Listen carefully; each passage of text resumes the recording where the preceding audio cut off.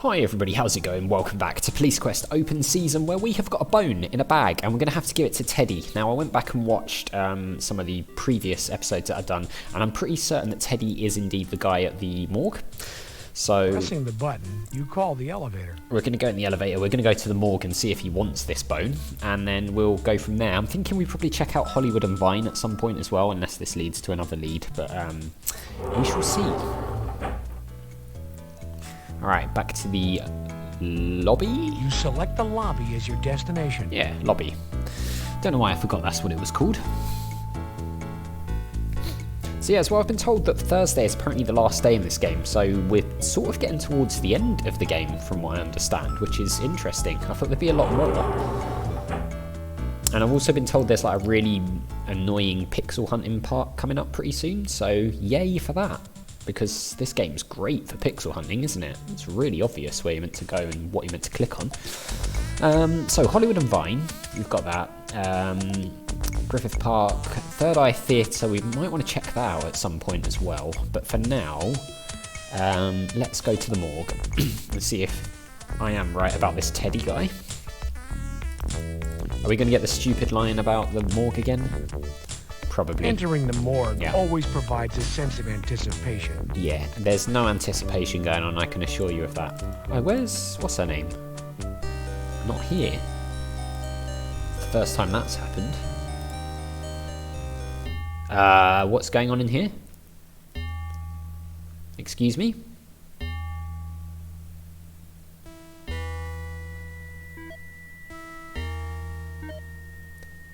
What? Oh, yes. Well, hello, John. I was just checking Sherry. It appears she might have a bit of a chest cold. Really? Is that how we examine for chest colds?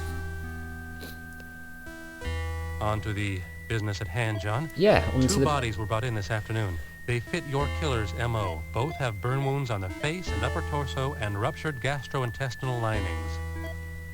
One is a John Doe, Caucasian, late 50s. The other, an Asian Jane Doe, late 60s. Okay, I mean, I guess we can talk about that. Do we also want to talk about what just happened here, or are we just going to skip over that? Guess we're going to skip over it. Let's ask about the John Doe then. What are the particulars on the John Doe, Sam? The body was mutilated much the same as the other bodies. Burn marks, severed extremities, epoxied orifice. The biggest difference is the adornment of the body with a pair of nylon pantyhose wrapped around the neck. Oh, okay. Autopsy? Have you performed the John Doe autopsy? Apparently not, because he's too busy. No, tomorrow, first thing. I did go over the body for a cursory look when it was brought in. You have a monster on your hands, John. A killing machine. It's not good, is it? Mutilation? Fill me in on the mutilation, Sam. What was missing with John Doe? The ears, John. They were crudely severed, removed after death. Ooh. Okay, cause of death? Poisoning, cause of death, Sam? It was not asphyxiation, as one might first believe upon seeing the nylons around the neck. A cursory examination of the neck reveals no bruising. The nylons appear to be strictly decorative. Upon autopsy, I believe poisoning will surface as the cause. Right. Decorative, eh? Lividity? Primary lividity only on the John Doe? Correct. Front side. Corresponds directly to how the body was found. Your killer is working fast, John. Directly after the kill, they're being moved. It does seem like he's upping his tempo of, well, frequency of killing, doesn't it? Something else. Nylons. Could the nylons belong to the Jane Doe? Possibly the nylons were used in a consensual sexual activity between the two. John, this was not a sexual experience gone to extremes. No, John, this has all the markings of your killer. The burns, the mutilation, and the nylons, they couldn't belong to Jane Doe. Right. Why is that, Sam? Jane Doe weighed in at 85 pounds, 12 ounces. The nylons are large enough to have fit 3 of her. Oh. Wow, okay. Interesting. What about this glue then? What about the epoxied orifice, Sam? How was the John Doe affected? The mouth was affected. Between both bodies, you have the epitome of hear no evil, say no evil, see no evil. Right, okay. fine. Something else. Let's ask about the Jane Doe. All right, Sam. What can you give me on the Jane Doe? Asian, late 60s, burns to face and upper torso, mutilation, glued orifice. Your killer's signature is all over her. Jesus. He's, yeah. He's really going for it, isn't he? Autopsy. What about the autopsy, Sam? Have you had time to perform one? No, John, I plan to do it first thing in the morning. I was able to give the body a cursory look over, however. There's no doubt it's your killer's handiwork. Okay. Lividity? Lividity, Sam? Yes, primary only. The backside corresponds to how the body was found. Okay. Cause of death, then? Poisoning, cause of death, Sam? I would venture to say yes to poisoning due to the fact that there are 2 injection marks on the upper left arm. But I'm cautious to say so, John. We have not had a single match in all the toxicology tests thus far. When the body's autopsied, we'll take fluids and send them out as well. That's strange. Okay, what about missing extremities? What is the level of mutilation, Sam? The left foot was crudely severed. Once again, judging by the lack of apparent blood loss, it was removed after death. Okay, fine. The glue? How was glue applied this time, Sam? The eyes and ears were filled with glue. Your killer's kind to women, John. He doesn't make them watch, if one can call his behavior kind on any level. Yeah, I don't think we can, no. Detective, to whom do you wish? Yeah, we're just gonna... Right. Notification of bodies. Sam, what's the situation surrounding the body's discovery? The call came in from a small business owner on Hollywood and Vine. The naked bodies were piled one on top of the other in the back seat of a Ford Tempo parked in front of his music store. Wow, okay. So, Hollywood and Vine again. Vehicle status? What happened to the car? Was it ID'd? The car was towed to Hollenbeck. When I last heard, SID was headed there to go over the car. I'll have you know, John, I'm beginning to feel like your secretary. Okay, no more questions. What do you make of this? Sam, I unearthed this bone from the Jane Doe 1201K crime scene.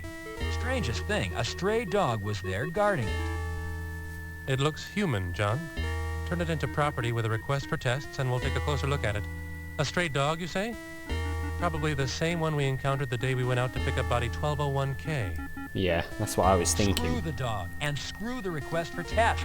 I've got the city, the press, and my supervisors all over my ass. You've got the evidence in your hand, for Christ's sake. Run the tests. This investigation does not have time for a red tape marathon. Pretty angry. You're right, John. I'm sorry. It's working for the county. We tend to thrive on the bureaucracy. I mean... Trust me, John, I will place the tests on the top of my priority list. Well, I mean, you probably should, because if you don't, we might have to mention your little, examination that was going on in here, if you catch my drift. Anything else to say? No. Alright, you look up whatever you're doing with that. Okay, let's hit a save. And we'll just call it Spoke to Teddy. Or no, okay. We'll call it Bone Submitted. And then we will head out. Maybe we'll talk to Sherry on the way Open the door and head to the lobby. See what she has to say about what was going on in here. Goodbye, and have a nice day, Detective Carey. Is that all we're going to say? Goodbye, and have a nice day, Detective Carey. You too. Although, I'm sure you'll be going to revisit the coroner and stuff as soon as we're gone. Alright, I guess maybe the time has come to go to Hollywood and Vine. That seems the most pressing out of that and the theatre place. So let's see what's going on here, shall we? There's a lot happening here now, it seems. Oh god, are we going to get shot at here? Hey, handsome. Looking for a girl or a boy? We're just... I mean, we're just looking to do some police work, actually, mate. So, let's save and call it Hollywood and Vine, just so we don't have to do that again. Can't be bothered to drive back over here on the map. Hollywood and Vine. So yeah, I mean, it seems like the killer is really upping the frequency of the... Looks like another Kills. character attracted to this part of town. Can we talk? I'm Detective Carey, LAPD. I'm looking to ask some questions about what's been going on in this neighborhood. Oh, darling, ask away. I just love to gossip. Okay, I mean, we can gossip if you want. Let's... Woo! Am I being arrested? Gonna throw me in a cell with a big old burly guy, huh? Okay, this Officer Garcia. Did you know Officer Garcia? Was he a frequent visitor to this The neighborhood? music here is crazy. Never heard of him, darling, till he showed up dead. Now the whole place is crawling with all sorts of people talking about him. Ew. Well, if you ask me, I would ask the girls at the kitty. I mean, they know everybody who's anybody. Okay. What about the abandoned car? Did you see an abandoned patrol car in the neighborhood? Do you know anything about it? Well, darling, I missed it, but it was all the talk. People were saying that the cop who the car belonged to went for a dip at the kitty and fell right in, if you know what I mean. Ah, okay. Then there was all this talk about this cop, that he had some steady girl. I don't know about that, darling. I mean, lots of the girls at the kitty have boyfriends. But people said they saw this fabulous woman driving the patrol car. Oh, can you believe it? I mean, all made up. Can you stand it? Hair all stacked up, dressed to the teeth. You know, a real glamour queen, if you know what I mean. Well, all this was supposed to have happened after the cop's poor little bare ass showed up dead on Yo Money's lawn. Well, that's the talk, darling. You got it. Straight from the horse's mouth. So, there's some sort of link between what's happening here and what happened at Yo Money's estate, potentially? Girlfriend. What can you tell me about this supposed girlfriend? What? Well, just that she was What happened supposed there? to be absolutely gorgeous. I mean, I didn't see her, but I heard she was one big, beautiful, honkin' woman. I mean, it's not really my thing, but by now, the size of her breasts have probably become legendary. Okay. Who he heard it from? You've referred to having heard this information, that you didn't actually see any of this. Whom have you heard this from? Can you give me a name or two? Oh, honey, it's all over the streets, that's all. I mean, talk to anybody you see. They'll all tell you they heard it too. I mean, darling, I don't know any names, just people. You know, people don't tell you their names. They like confidentiality. Wouldn't you? Okay. Something else. Suspicious activity. Have you seen any unusual activity in the neighborhood? Oh, darling, come on. This is Hollywood and Vine. Get alive. There's always something strange going on down here. Do you want to say anything more about that? Is there or- anything else you can think up, to tell me? No, I think that's it, honey. Except to tell you, I just love your suit. I just love the way it drapes and hugs your body. Fabulous. Why, Really thank you. fabulous. Thank you very much. Thank you very much. What's this It's place? the front door to Raging Records. Go on in. Raging Records. What's It's this? the front door to the Bitty Kitty Club. Okay, so this is the place we're supposed to go to, right? Can we actually go in here? He said go on in, so I'm guessing we probably can. Oh yeah, okay. Let's hit a save here then. We'll call it Raging Records, and then we'll, I guess, speak to the owner here. So, I mean, it seems like this Bitty Kitty place is the Raging Record is potentially linked in some way to what's going on, but we shall see, I suppose. This store has a wide selection of music.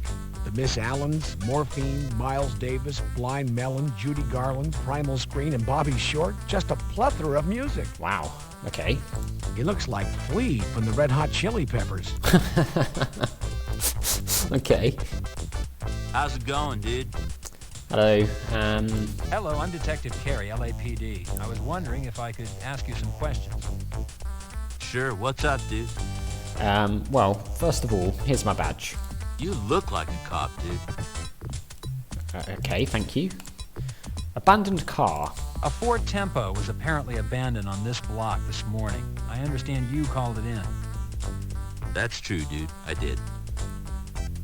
Okay, do you want to tell us anything more? Specifics? What can you tell me about what you found? Well, I opened the store around 10. The car was parked out front. Dude, I didn't think anything about it. I went to go get my keys for the door, and I looked over and saw these two nude people. I thought, you know, dude, they're just having a party. I figured, what the hell? I'd just open up the store, figured when they got done, they'd shove off. Right. Okay. After a while, I looked out. The car was still there, but about 11, I locked up and went out and got some coffee. And on my way back, I looked in, and, you know, it's kind of funny. What's kind of funny? What was funny? What was funny? The car wasn't moving, dude. No motion, no party. I'm a businessman, dude. I can't have a car full of naked people outside my store. I called the police. Okay. I guess that's it. Okay, fine. Well, that was very helpful. So he saw the car and called it in. So I guess that's helpful. So maybe now we go into this place, but I'll tell you what, we will do that in the next episode because we are out of time. So as always, thank you very much for watching. A big thank you to my patrons, Arcades Games, Wayne, Nate, Totally Nerdy, Paul from the Phantom Fellows, Lyle, Barry Aldridge, Hobo, Numinous, Coumadin, Paul Leone, Flossie the Sheep, Jonathan Conley, and Chrissy. And I'll see you next time.